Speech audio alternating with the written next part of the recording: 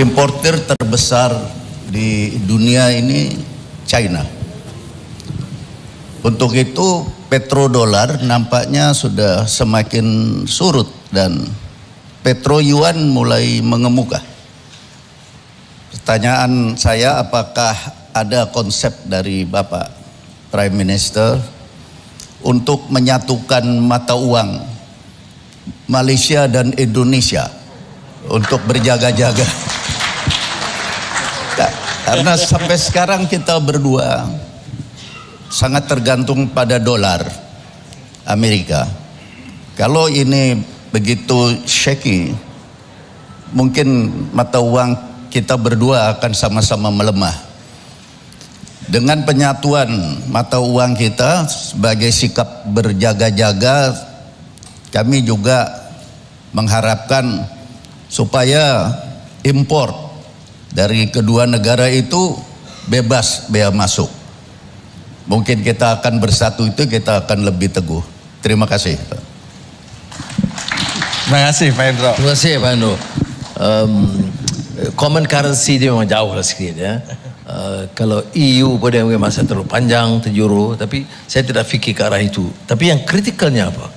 Ya kerjasama yang benar-benar erat. A common concerted effort, satu strategi bersama. Umpamanya kelapa sawit, Indonesia sekitar 68% pengeluarannya. Yang kedua Malaysia.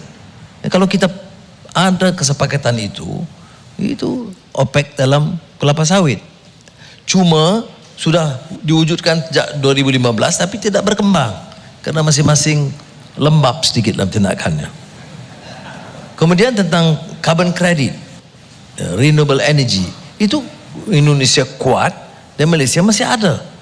Jadi kalau kita gabung tenaganya, kita boleh berdepan. ASEAN ini sekarang agak sedikit muram ya. Tapi giliran Indonesia mempengurusikan, ya, mengetuai chairman ASEAN.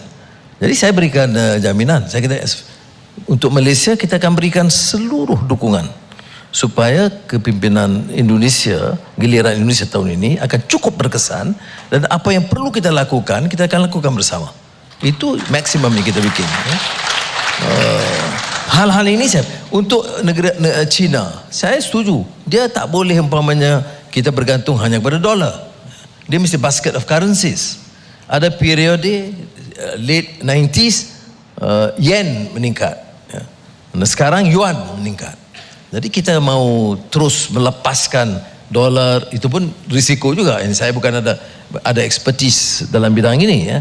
Ini urusan Tuku Samsul ya. Orang banker ni, banker ni dikira wang saja. Mereka tahu. Tetapi bagi saya, kita harus mengambil kira pandangan mereka dan sejauh mana dalam basket of currency ini untuk kita gunakan yuan, yen, dolar umpamanya, dan atau euro. Ini yang disebut basket of currency dan tidak totally dependent on the dollar. Ya. Ekonomi Amerika tidak segar, bugar seperti dulu. Itu satu kenyataan, realitasnya.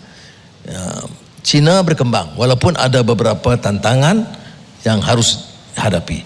Kita, terutama macam Malaysia sebagai negara kecil, harus pastikan hubungan kita pertama bersama Indonesia atau ASEAN itu kompak betul kuat.